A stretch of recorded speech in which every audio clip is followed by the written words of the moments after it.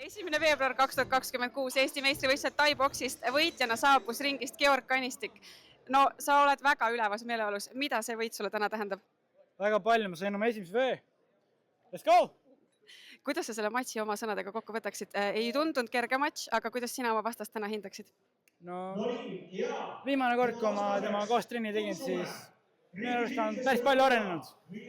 Ja ma olen nagu suht uhke tema üle, et ta nagu tegi minu vastu ja sai päris hästi hakkama isegi.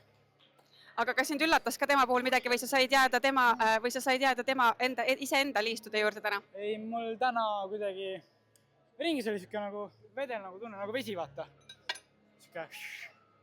Nii, Eesti meistritiitel on käes, no kuhu edasi?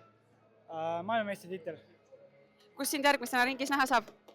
Ma arvan, et kas Muay Thai liiga või siis seal Türgis, Antalya Open. Rahvas elas sulle täna päris kõvasti kaasa. Kui palju see sind selle ringi aitas? Väga-väga palju. Et mulle väga meeldib, kui kõik elavad kaasa minule. Ja aitäh kõigile, kes kaasa elasid ja aitäh neile, kes isegi ei elanud kaasa.